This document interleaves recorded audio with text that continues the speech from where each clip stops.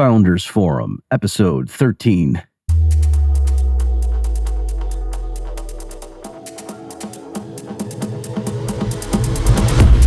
Open your mind to a new episode of the Founders Forum, the podcast championing a free economy, sound assets, and blockchain solutions. Each week, your hosts, entrepreneur Cole Snell and economist Bob Murphy, interview pioneers and free thinkers to help you develop into the architect of your future. Hello, everyone. Welcome back to another episode of the Founders Forum. This episode, we have our first repeat guest. We have Mike Lingle back, whom we first had back on episode 7. And as we were recording that episode, Silicon Valley Bank, SVB, was collapsing in real time. Like our phones were blowing up with people telling us, hey, you've watched the news, you seen what's going on here? As we were recording that. So that was interesting, and Mike had some interesting things to say back on episode 7. Now in this episode 13, we have him back, and we're talking a lot about the difference between cryptocurrencies and security tokens and some of the regulatory issues involved. And then at the end, it's interesting. We also talk about the fallout from, the various bank failures and the government and Fed's rescue packages and, some of the implications for that and Mike's views. But then what's also interesting is near the end, he sort of turned the tables and started asking Cole and me all about what we're doing at Infineo. And I promise folks, this was not a paid endorsement. We didn't ask him to ask us that stuff. It just happened naturally. So you'll get to hear more about Infineo at the end. If you've been waiting for us to talk more about it, it happened very spontaneously. So let me just give you a little bit of Mike's official background here, just so you understand where he's coming from in case you missed the previous episode. So Mike is the Chief Financial Officer for Security Token Market, and he also was the founder of Rocket Pro Forma. A little bit about him. He's a former software developer who's raised venture capital. He's started multiple presentation companies, and he's run several accelerator programs. He's an entrepreneur in residence at Babson College and Founder Institute. And he says, I am obsessed with helping founders launch and quickly grow successful businesses. And that's what we're all about here at the Founders Forum as well. So without further ado, here is our second conversation with Mike Lingle. Well, Mike, welcome back to the Founders Forum. Thank you. So the last time we had you on, as we were recording, SVB was melting down in real time. Our phones were blowing up, I remember. So now that we have a little bit of distance from that, I'm just interested in your commentary on that, like the fallout perhaps on the startup market, or just in general, if you have any observations you'd like to make on the whole thing now that we've got some distance. I would just like to say it was pretty amazing to watch grown adults not be able to manage their bank treasury, especially when it turns out that the CEO was on the San Francisco Fed board. So very clearly knew that rates were being hiked. It was amazing. And the whole thing blew up so quickly. Tying it back to startups, I think two things. One, SVB was a very startup-friendly bank. So hopefully whoever's stepping into that void will be as friendly to startups, because I think SVB performed a valuable service to the startup community. And startups have a specific risk profile that some banks are not as happy with. And then I think two, it just shows like it's the same thing when you're running a startup. The financials are everything, right? The numbers are everything. And I think it's very easy as someone starting a business, running a business, to get distracted by what you're building and how cool it is, right? Like, we built this startup-friendly bank. We have all the startups on board, right? But that doesn't protect your business unless you're actually running the business properly. And it's very easy to get yourself into trouble. I see this in startups all the time, where people are great builders, but not necessarily great managers.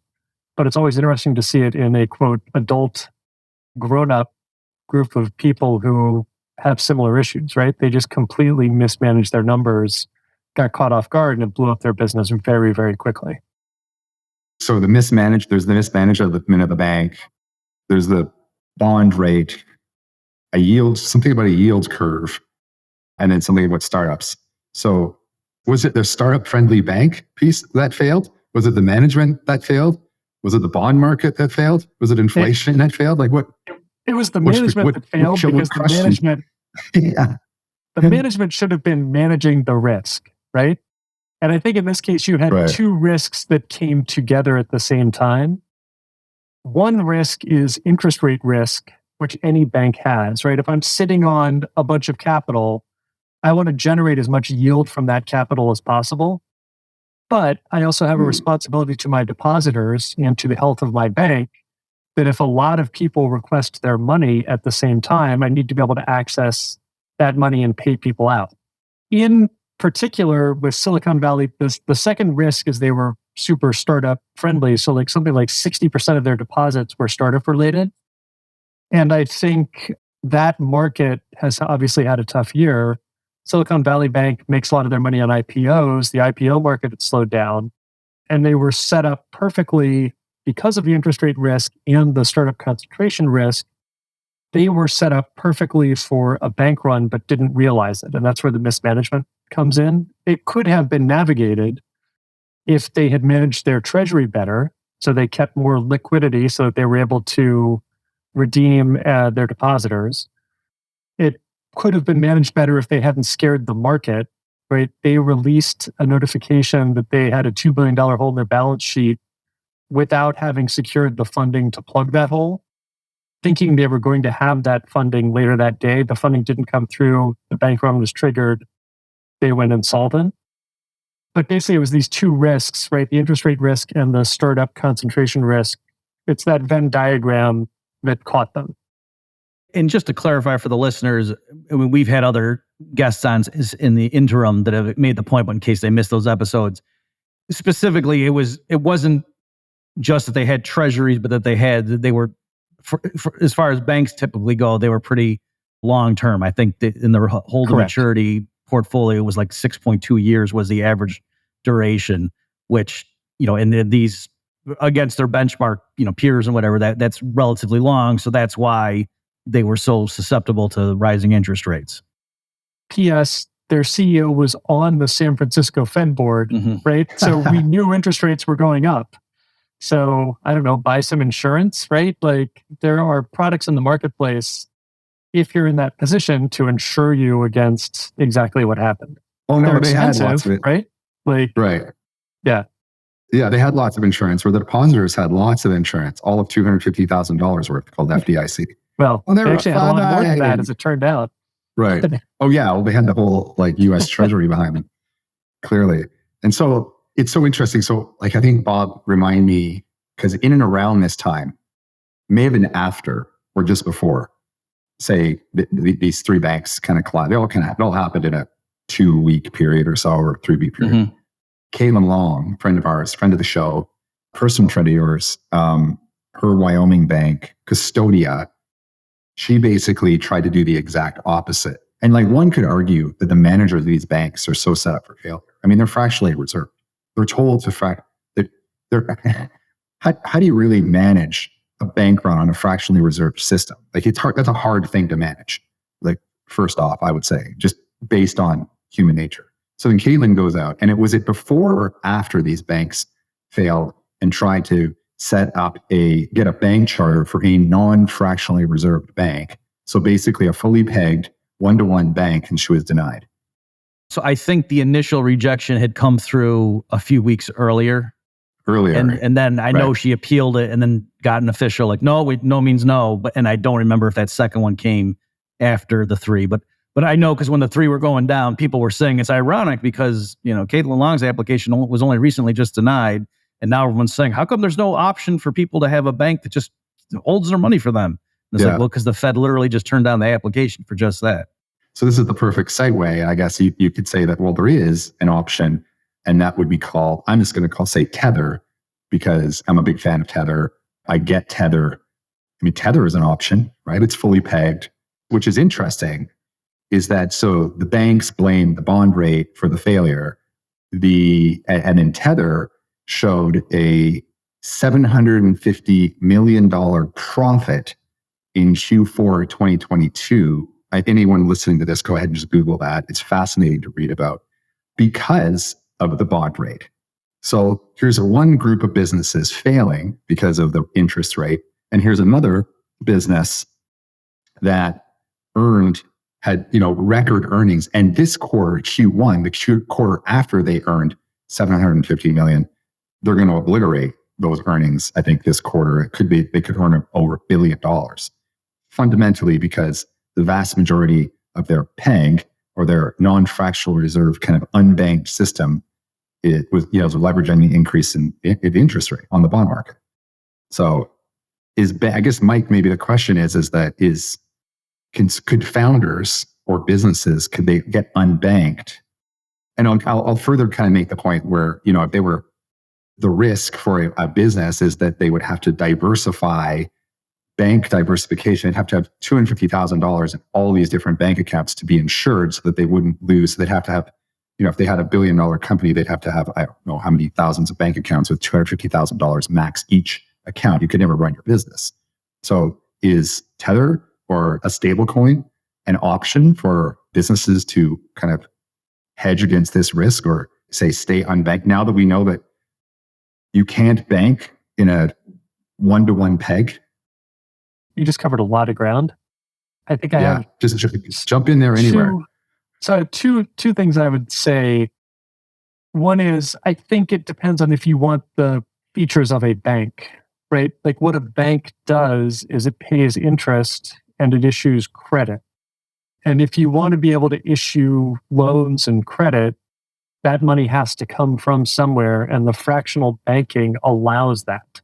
So I believe if we want to have loans, there's probably some space for a responsible fractional banking system, which I think 99.5% of the banks in the US have not blown up, right? So there is evidence that there is a responsible fractional banking system that delivers the services that some people want out of banks. Separately, where is it safe to keep my money that it can't blow up? That's a larger question. I think Tether has a reputation for not being transparent about their holdings, so I'm not sure if it's backed one-to-one or not backed one-to-one. The rumor is that it's not. There have also been evidence of some transfers of large sums out in the past, so it's nice to hear that there's money coming back in. It could be one-to-one, but no one really knows. I think the responsible-looking player during this whole thing was actually Circle, which is pretty close to one-to-one, had money in Silicon Valley Bank, but weathered the storm. I mean, they broke the peg, but then bounced back because they have their money distributed and they're pretty close to one-to-one. So they only lost $3 billion temporarily through the SVB of their $40 billion total market cap. Does that make it a safe place to keep your money? I don't know. So that's really interesting. So just to kind of another side to that, I would disagree. And this is good for the listeners because we need some disagreement on the show. Yeah, great. I think Circle were exposed. The only reason Circle got their $3 billion back is because the government gave it to them. Oh, that's correct. Otherwise, right? So otherwise, they would have lost their peg. And in Tether's defense, they weren't exposed to that at all because they've diversified. They held their peg, and you don't hear anything about Tether's been around for 12 years and have stood the test of time. And you didn't hear anything about Tether in 2022, early 2023, when everybody was being affected. And now, when the banks started to fall, then you saw USDC, and everyone likes to tout USDC as this, or Circle as the kind of the contemporary, most reliable stablecoin. But clearly they mismanaged as well, because they if it wasn't for the US government and basically urging the US government to participate in more quantitative easing and more printed money. I would just make the argument that Tether has really won that battle in terms of reputation, and regardless of what people think. I just look at the facts, and they've stood the test of time for 12 years. So I agree they have stood the test of time in terms of they have been a trading stablecoin mostly pegged to the dollar. When Terra blew up last year, they dropped to 92 cents. So they have had issues in the past where they have also broken the peg. Yeah. That being said, you're correct. They've stuck around and have been more or less equal to $1 the majority of the time. Yeah. So yes, I agree with you from a performance perspective. they do seem to be relatively stable. And someone made the comment the other day that I really appreciated about Tether specifically, or like say stablecoins. And I want to actually get into talking about stablecoins or in the security token marketplace. Maybe we'll kind of segue into that. But someone described, because everyone's talking about the killer app, right? The killer app, this is a blockchain killer app. I believe there's a blockchain killer app out there that no one's talking about, and it already exists. And I think it's Tether. And the reason I say that is because they've stood the test of time. A lot of people love to kind of hate on Tether for whatever reason. I don't understand it. The facts would suggest you should not hate on them, that you should love on them, truthfully. But the killer app, I say, is Tether, ultimately from a blockchain perspective, because what it does internationally, and they have a big presence outside of the United States, really, really, really big presence outside of the United States, is it's giving people outside of the United States, and here's the killer app, exposure essentially to USD, right? That is very powerful for people in emerging markets who have these very corrupt, this very corrupt currency. And Tether single-handedly has provided, thousands and thousands of people in these emerging markets with exposure to USD. That's a killer app, as far as I'm concerned. Thoughts, comments? Go ahead, Bob. Yeah, let me just jump in again, because I'm cognizant that most people tuning in are going to be, really in the weeds already. But in case we're losing some people, so again, and I just saw an interview with Tether's, I think he was the CTO, where he was making a lot of these points, and he was explicitly positioning Tether to. So it's a digital token that they buy a bunch of T-bills and they pledge that we're just going to keep this thing stable 1-to-1 with the US dollar, and that's what its function is. And so it's an idea for for people who are comfortable with blockchain, that they can hold that as their exposure. And so his point was explicitly that these companies that just wanted to hold a couple months of payroll, they're not looking for yield. They just want to know that money is there. Looking at the U.S. landscape, I mean, SVB was like, I think, the 16th biggest bank in the U.S. a few months before it went down. I mean, this wasn't like some little dinky bank somewhere. And like you said, their CEO was on the board of the San Francisco Fed. That should have been a safe place to put your money. And they weren't investing in all kinds of crazy derivatives. They were invested in treasuries. What the heck? So anyway, he was making the point that this is something that for people who just want to know that I have this to park my money, or my wealth, I should say, in this asset that's going to just tread water with the USD. Yeah, it's not going to keep up with price inflation or whatever. But if you want to just know, here, I have this many dollars parked somewhere, and can I get them?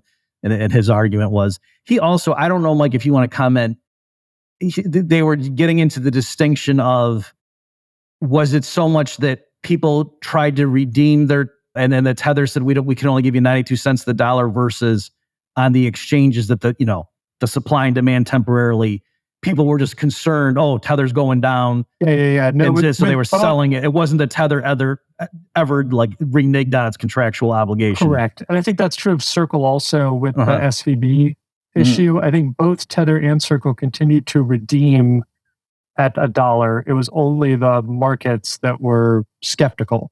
Yeah. Correct. So, I mean, still, it's not good if you're the person and you were trying to sell, but I thought that was a fair distinction to make, that they can't control how much people outside buy and sell it for, but they can just say, no, we're here, we're ready and willing to redeem it at par. Redeem. Yeah.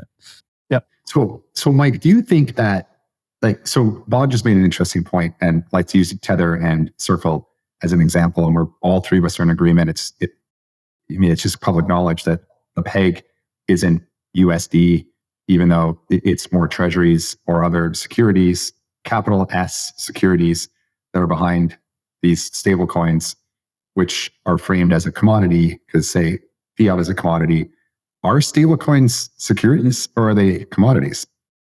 Like, if I had to put you on the spot, and you right now kind of had to say one or the other, what would you say it is? I think the SEC has taken the position that if you're backing a stablecoin with treasuries, then it is a security. Bob, is that accurate? I think so, but I don't want to commit 100% to what the SEC's position was. Yeah.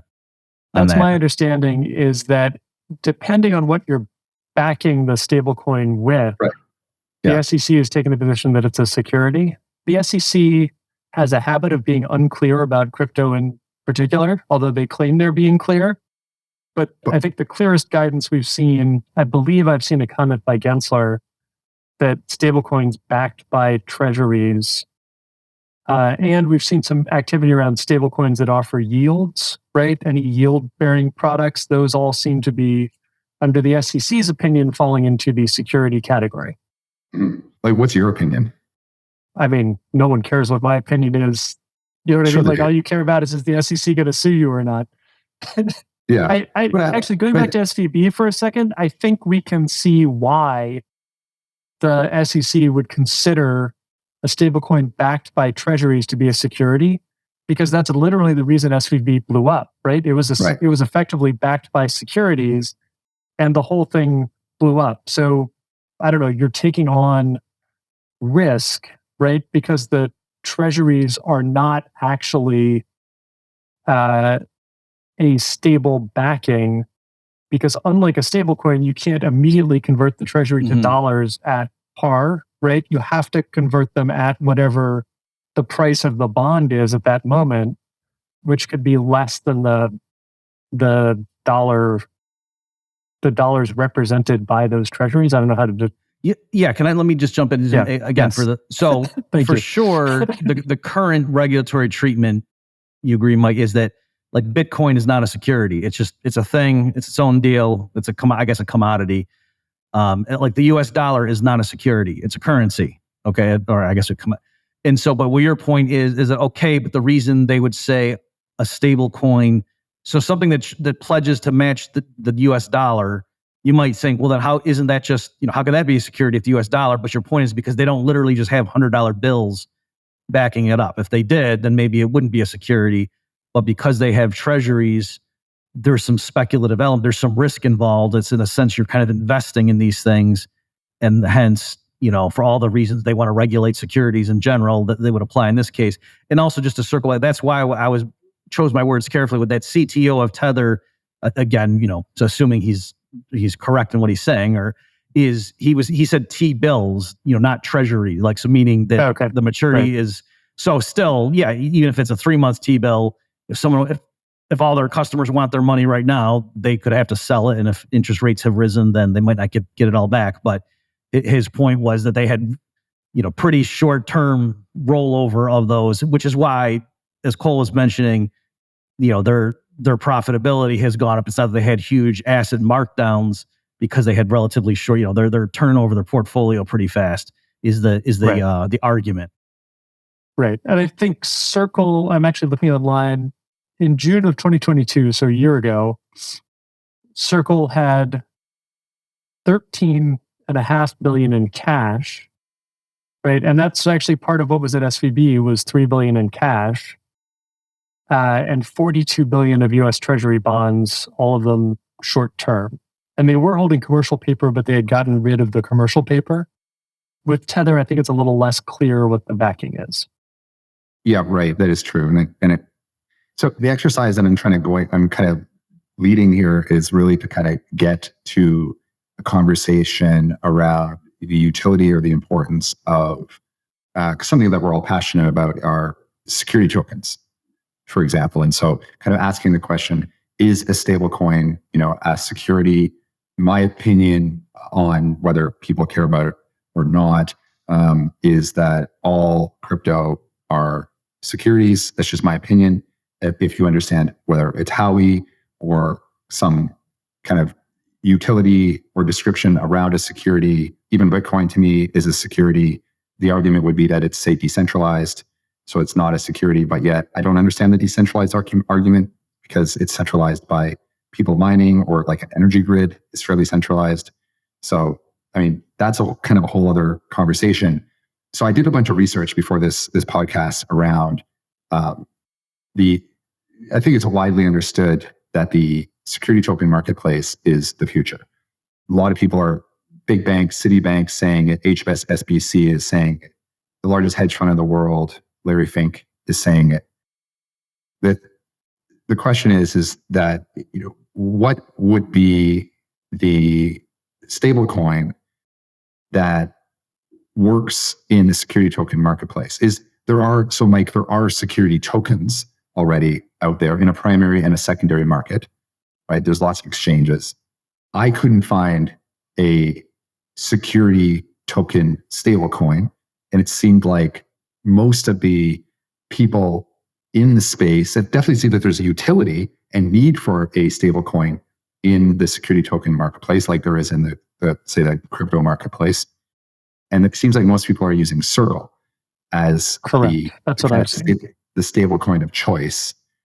Is there opportunity to build a security token stablecoin?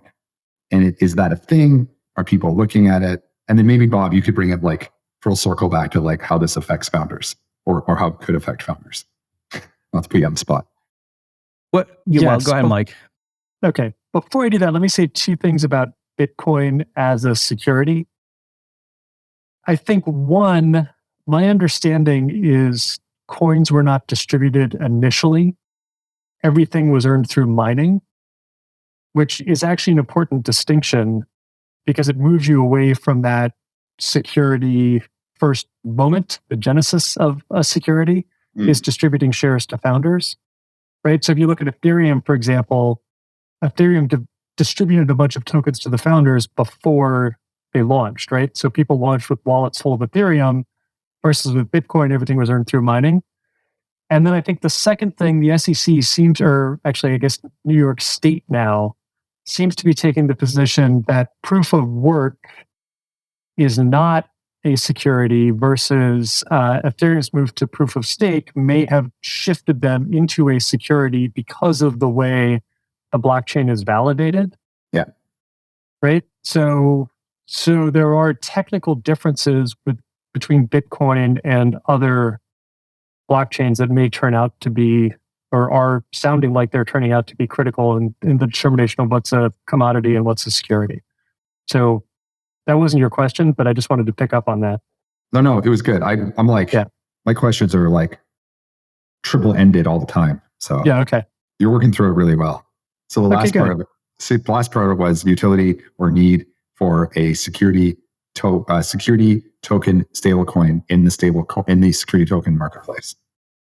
So what I've seen is people are using Circle. They're using USDC. So at Security Token Market, we just completed a crowdfund that was hosted on Securitize's platform. And actually, one of the cool things about this crowdfund was that it was the first crowdfund where you could show up, pay with Avalanche crypto, and receive tokens directly into your MetaMask wallet that you could self-custody that represent ownership in the company, which was really cool. But during the crowdfund, we also took USDC, which we also took dollars, so you could come and fund from a bank account. But if you wanted to come in and pay with crypto, you could either pay with Avalanche or pay with USDC. And that does seem to be the standard right now that I'm seeing in the security token marketplace. I think from the user perspective, I think USDC is a good solution. For the reasons we've been discussing, from the government's perspective, USDC may turn out not to be a good solution because it's technically a security, and then you move into the world of security tokens. I think the problem or the friction, let's call it, that will be introduced is securities have a bunch of overhead, right? Like they need to be custodied. They need to be, there's just a bunch of regulatory stuff that goes along with securities that makes it hard for them to function like fiat. Versus like with USDC, I can just show up, I can put it in my MetaMask, I can transfer in and out of it, right? It doesn't need to be custodied. There's all kinds of ease of use with the existing crop of stablecoins. But Mike, can I just push you? Are you saying though that might change in the near future? Like the regulatory treatment is starting to flip over? I mean, if I were Circle, right, and the government starts pushing back on the treasuries, I would just move my treasury out of bonds and T-bills and into cash and say, okay, I'm not a security. Now, I'm not a lawyer. I don't work for the SEC. I don't know if that would fly, but that seems like the easiest solve if the government is telling me my treasury of treasuries makes me a security. Yeah, that would make sense. There's also a look. That's kind of their business model, though, isn't it? Right, but it's not.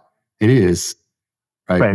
But it's not. I mean, like that's the thing that's so when I first figured this out, like years ago, I was like, well, wait a minute, these stable coins. I just assumed that their treasury was just all cash, and that's how they were going to just be de-risked against how the SEC approaches all this is like basically regulation through enforcement right now. So which is just the strategy that they're taking. So if that's the case, then if my money is in Tether or in Circle, say, which I think Circle is probably more exposed because it faces the US market more than say Tether does, then what if Circle gets sued, essentially is how the SEC is going about it, then what happens to my money versus being in SVB, where that was kind of the exercise I was going through, which is the lesser of two evils because Circle is backed by a security. So if it's a derivative, then it seems like a security to me.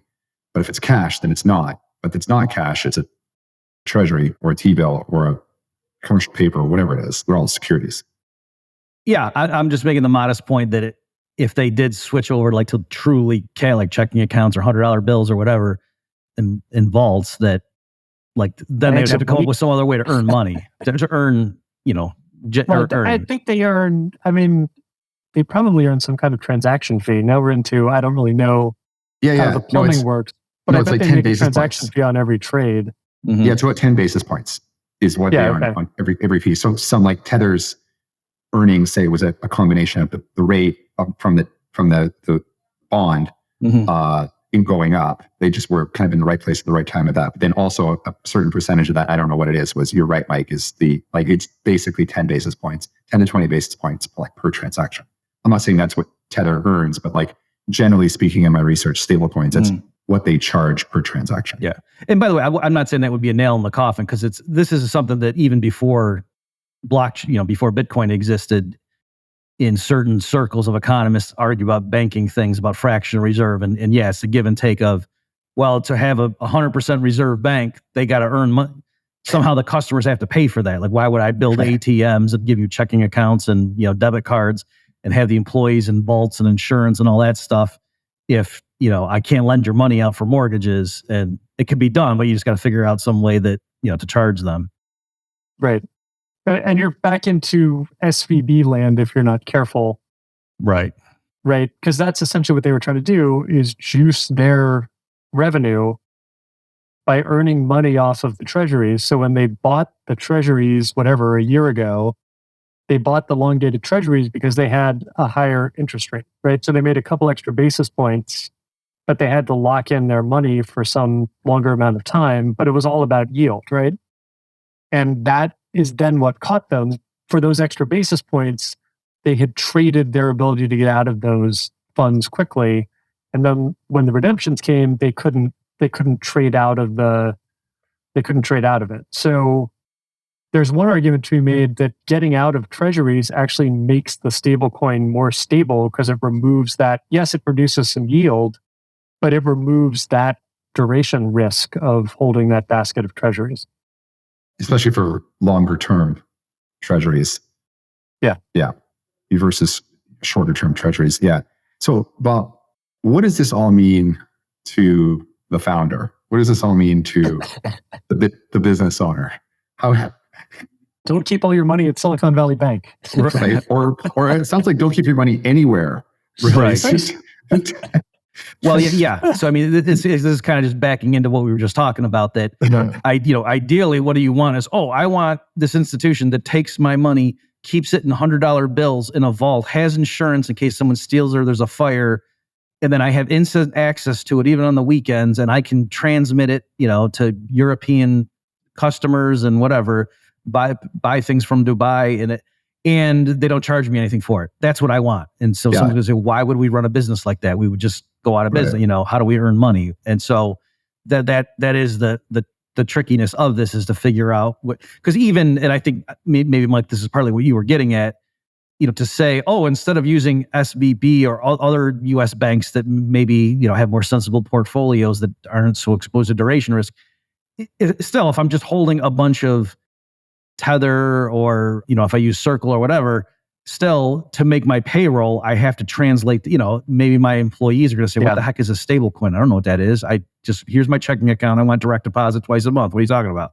Like, you still need to use banks in that sense. So it is tricky. And so I think, yes, everyone needs to evaluate. There's also services too, Cole, as you know, that companies that will like move your money around. You give them your money and then they kind of park it in different banks to make sure that, they're all distributed. But again, once the numbers get big, that gets pretty cumbersome. But yeah, I think besides just in the immediate term of people looking around and, okay, we'll park some of it here just in whatever USDC or what have you, just to know it's there in case the banking system goes down, and that's going to be a completely separate, fail safe. But then we also have to have some in checking accounts to be able to make payroll and all these things. It does seem like entrepreneurs do need to be building up a completely parallel system, which they are doing. So I think that's encouraging. And I guess I think more businesses should be a little bit, I hate to use the word proactive in trying to usher that in. Like, you know what I mean? Someone who's like, yeah, I'll look at the Bitcoin and stuff down there. Right now, I'm really though looking at these, these quarterly earning. Like, it's more people need to do that. Like, it's kind of a chicken and egg problem. If everybody used Bitcoin, then everybody would use Bitcoin. But if nobody uses it, no one's going to use it. That kind of thing. So, and not just Bitcoin, but in general, I think business owners should realize that this is something they need to pay attention to, even if it doesn't seem to be a core part of their business. Like, just in terms of managing cash flows, that you probably need to start learning about how does crypto work and things like that. Right. Like it's so interesting about the title of this podcast could be, where should founders put their money?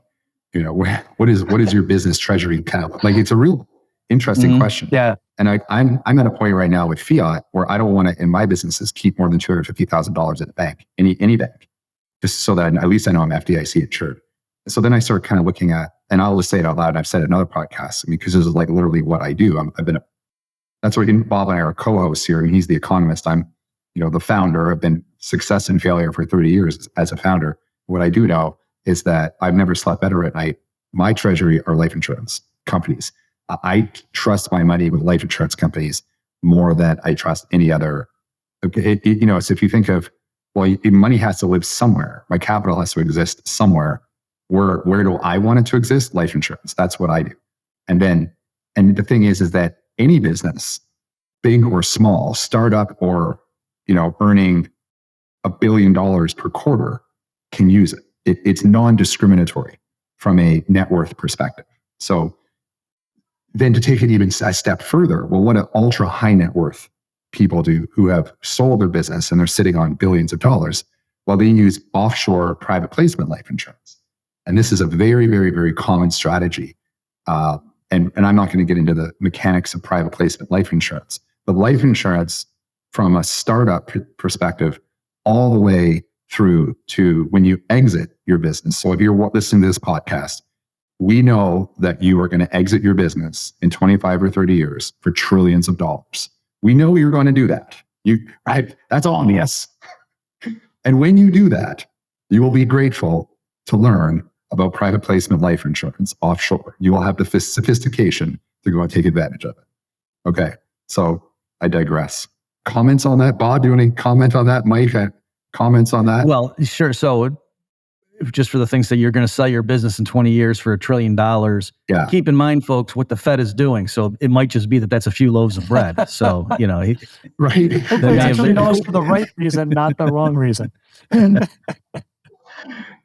Right. Yeah. So I'm joking aside. Yes, obviously for those who know my work, I am also a big fan of life insurance. And I think it's the kind of thing where when you explain it to a business owner, that they're like, oh yeah, how come this is the first time I'm hearing it? Like it's pretty straightforward.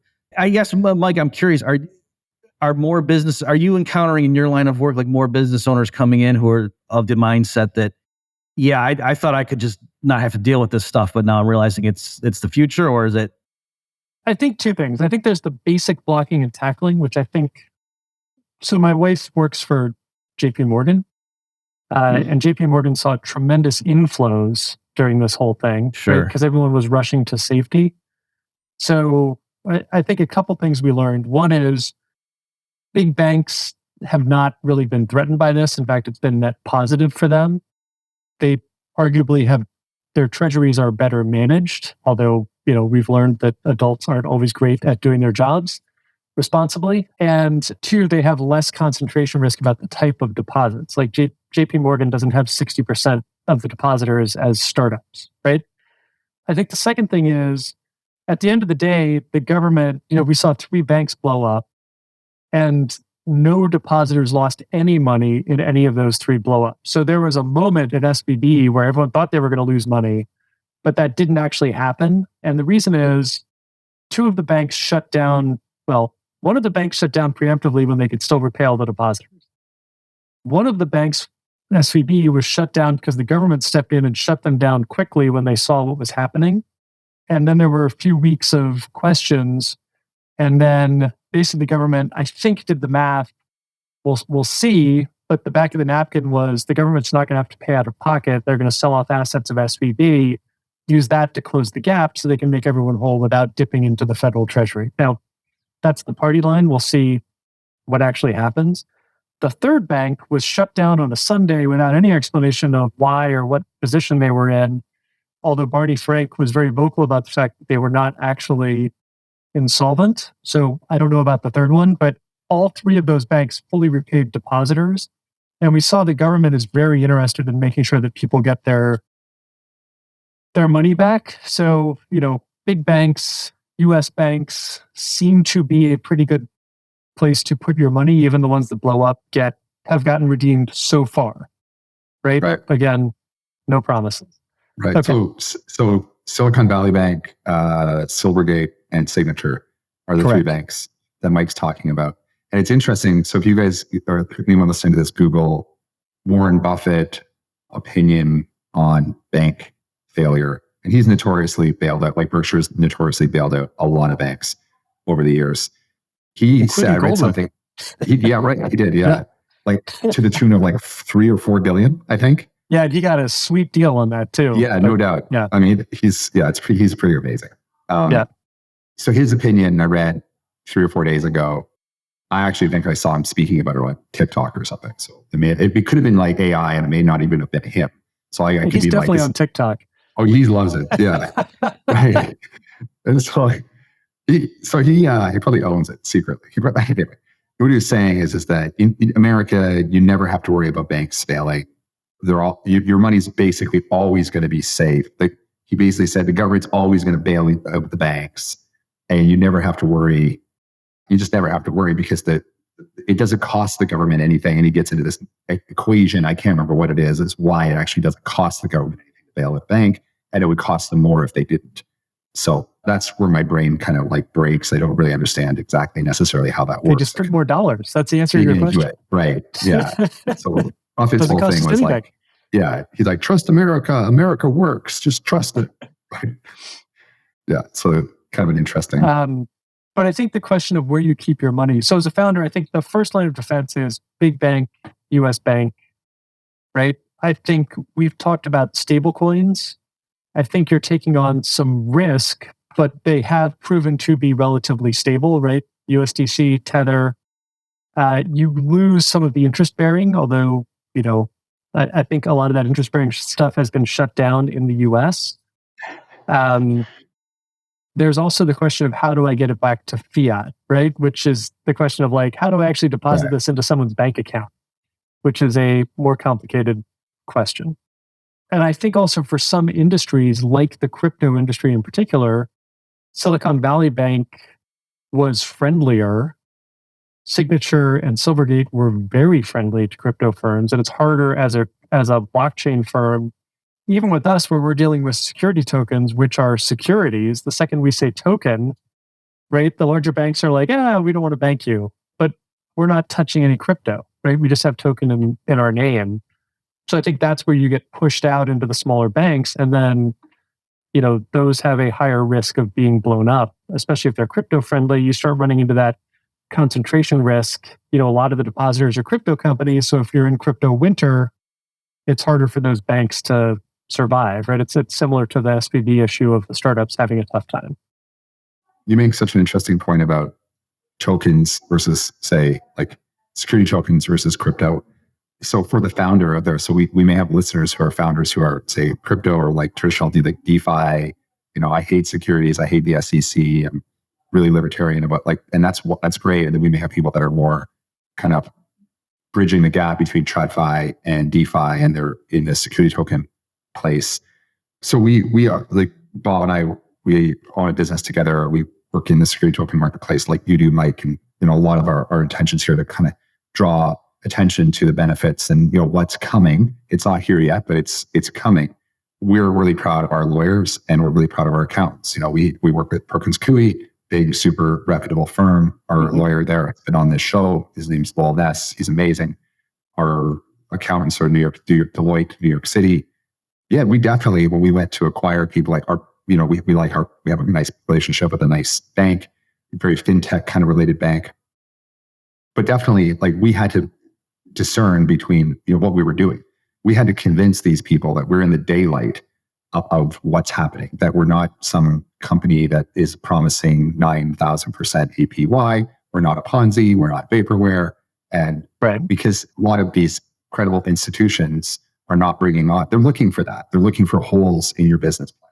They want to see how you're in the daylight of what it is that you're doing. And so that's hopefully this podcast is shining light on, and that's what we're really here to do, on how to give founders, especially founders in the security token marketplace or DeFi or crypto or TradFi, whatever it is, the ability to kind of have those conversations with credible lawyers and credible accountants. Because you're not going to get anywhere very far without it.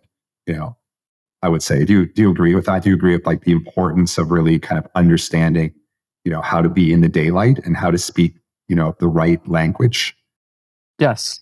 And I believe you need a good accountant and a good legal team for any business, especially if you're in certain areas where things are a little bit less clear, like blockchain and crypto. And that's part of the reason I like the security space, is because we're dealing with securities and there are some clearer rules. But I think you need to be very aware of the law. I think you need to be very aware of the tax consequences of things that you do. And I guess if you want to talk a little bit, you touched on using life insurance as a treasury management tool for business. And I know in talking to you about that personally, right, I guess the question is, how do you do that without locking up cash? I know personally you can take out loans based on what you've contributed. So maybe if you want to talk a little bit about what that might look like for a startup's treasury and how that would work, that might be really interesting, because to your point, I don't think anyone knows how that works. Yeah, sure. Bob, do you want to take that question, or do you want me to do it? Yeah, I mean, I'll do a first pass, and then obviously, Cole, you can fill in what you think I should have stressed.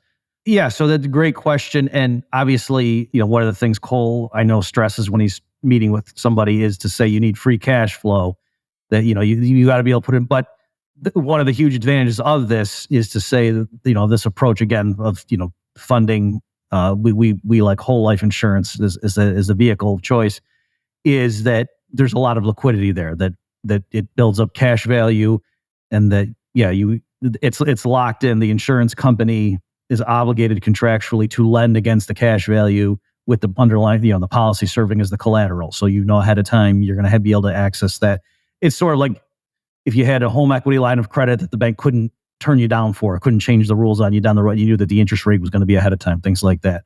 So that's, you're right that you are, you do need to have an idea of how am I going to fund this thing, but it's not like it's a black hole. And that's the huge difference if we're now speaking more to just not just businesses, but in general, people who are thinking instead of funding, if you're in the US, a 401k or, the RRSPs in Canada, that really is here's the government, you're putting your money in this thing. And then if you try to touch it anytime before you start, before you're 62 and a half or whatever, that we're gonna really penalize you because you're too dumb to know what to do with your own money. It's completely different. That, that the treatment, it's not that if you need to access your money in 2 years, there's all these penalties. So that's I'd say, Cole, do you want to add anything? Yeah, sure. I'll give you kind of more of a real world, real time, my personal kind of experience. So I have policies in Canada and the United States. In Canada, I put $100,000 into a policy, or, I think the minimum is on an IFA, which in Canada, they don't have IFAs in the United States, but for any Canadian viewers, there's these things called IFAs, which are immediate finance arrangements. They're offered, by a combination of a bank and life insurance company coming together. They're highly recognized.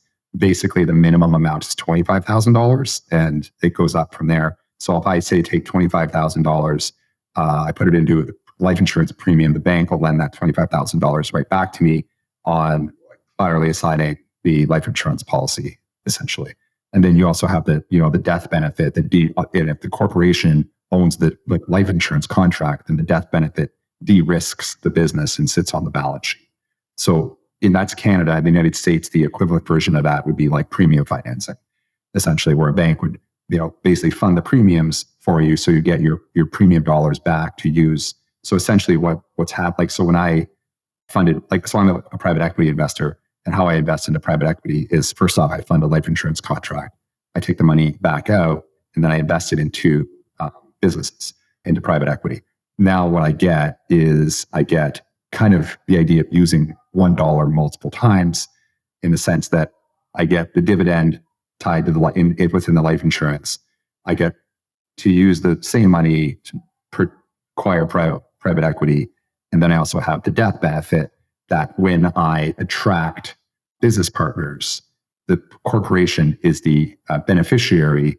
So if I were to die, I look very attractive to my business partners from a risk perspective, in the sense that because I assign the corporation that I attracted them to as the beneficiary, if something were to happen to me, like I sold them a bill of goods, I showed them this big promise, come and invest your money and come work for me.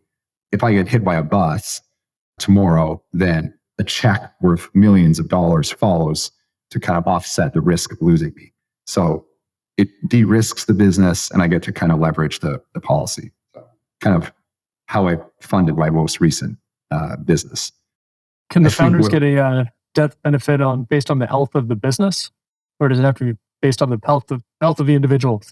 No, the individual for sure. Yeah, you can't underwrite the business. That was a life insurance joke. Yeah, I see. You're right. Yeah. No, I gotta. So it gets me to the gym every day. I gotta try and stay healthy. But yeah, so I sleep really well at night, to say the least, knowing that this. And I could get into lots more detail about it, but I think thanks for asking that question. I'll try and edit myself without going down a total rabbit hole. No, that was. Yeah. And I guess one thing that you said that was interesting. So if I as a business owner put $25,000 into the policy, I can then immediately withdraw the $25,000 and use that for payroll and operating expenses. Is that accurate? You can essentially, you have to qualify for it. So it's not just guaranteed. That's an extreme situation. Worst case scenario, you may get worst case scenario. Best case scenario, you get the whole $25,000 back. You have to qualify for it, and you may even have to put up additional collateral for it. Got it. If you have other assets, they may look for other assets. And again, it depends on your credit rating, amongst other things. Worst case scenario, if you put $25,000 in, worst case scenario, you probably get 50 to 60% of it back next day, so to speak, with a policy loan. Okay. Right? Yeah. So, but then it does take time. So it's not a fully liquid situation. Right. And it matters too. Once it's up and running, then it's really that it's growing from the previous stuff, but it has the appearance of, when I put, with each new premium payment I make, it jumps in value, in some cases by more than that, as it gets in the policy. So it's not literally that the premium payment's making it jump, but it does have that appearance, so that over time it looks like you can borrow against, what you just put in there. So I'll say this to kind of wrap up the conversation. I own 13 of these policies, and each one of these policies is like a business. It looks, acts, and smells like its own business. Each one of these policies has a policy number, and I kind of equate in my mind that policy number to an article of incorporation number. But I can argue any day of the week with anybody that my 13 businesses, are more passive than yours. And I love to have this argument with real estate investors, because real estate investors love to think that their real estate portfolio is passive. Not really, and especially not compared to my portfolio of life insurance products. So the life insurance, all I have to do is make premium payments. I don't have to cut the grass. I don't have to fix the toilet. I don't have to repair the roof on my policies. And, my policies are very predictable.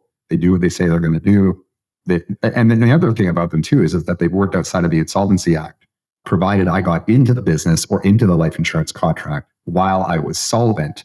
The life insurance contracts since in North America, 1847, have worked outside of the Insolvency Act. So if you wind down and really screw up your business and you have to declare bankruptcy, if you got into the contract 2, 3, 4 years later, you had to wind your business down and hand it over to a trustee, or if it was forced into bankruptcy, these contracts, generally speaking, more times than not, sit outside of the exposure to the trustee. So that's, from a business owner's perspective, that's something we probably don't talk enough about alone, and what that means. Yeah, and they're tax-free as well. So, and then people kind of argue, well, this tax-free, why would you ever, go to so life insurance industry is, quite happy to kind of do what they say they're going to do and kind of unilaterally enforce these contracts and be very consistent. And because the last thing they want is being in front of Congress, and Congress kind of looking at this industry going, wait a minute, this is a $3 trillion tax-free industry? What the heck? So it really encourages, the life insurance company to kind of honor their contracts, right? And they've done a really good job honoring their contracts. That's great. And where do they keep their cash? Well, if we go ahead. Yeah, they've got it. It's mostly fixed income. It's there are some treasury. It's mostly investment grade corporate bonds, but there are a decent amount of treasuries, and then some municipals, and then some other. Several years ago, they did have more of exposure to like mortgage-backed securities and stuff. But then once they started winding that down, obviously when things started getting pretty volatile. So it's an interesting question though. Is I recently wrote on why, even though you say, oh well, geez, they're sitting on a bunch of bonds, the commercial banks are sitting on a bunch of bonds, even treasuries. Are they the same? What's interesting though is from the life insurance company's perspective, because their business, they need to take in premiums to then be able to pay out on death benefits. So their liabilities are long-term as well, right? Like, we got all these people who have policies. A bunch of them are going to die the next 5, 10, 15 years.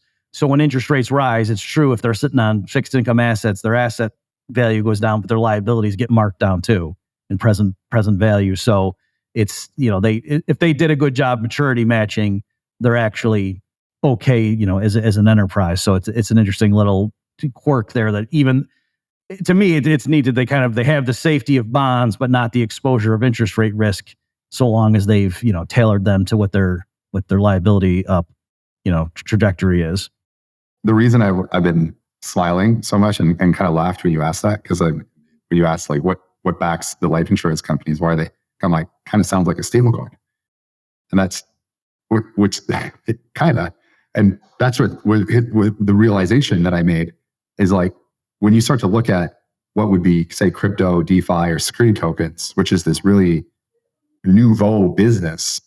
When you compare it to this business that's been around for 200 years, like almost 500 years in Europe, there's a company called Scottish Widow that's like Widows, and that's literally still like 500 years old.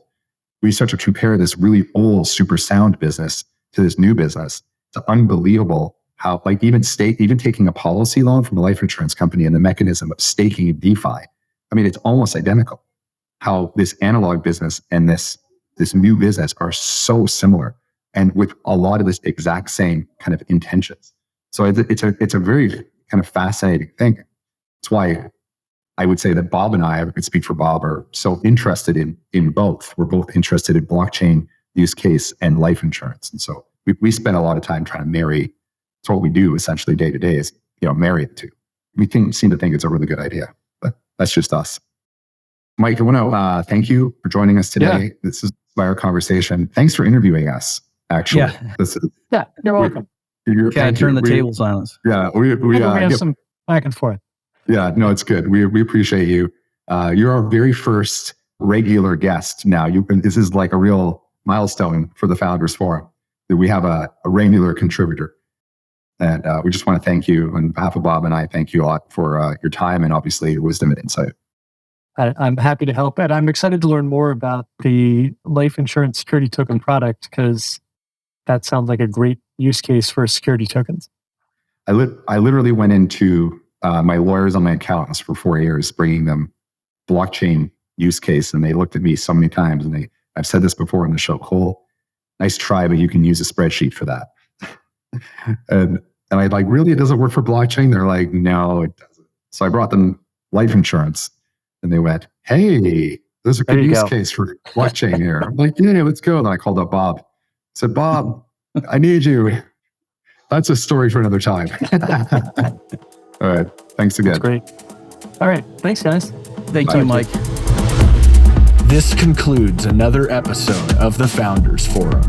The information provided is for educational purposes and does not constitute financial advice. Consult with qualified professionals before making any financial or investment decisions. For more information on the hosts and for previous episodes, visit foundersforum.io. Thanks for listening.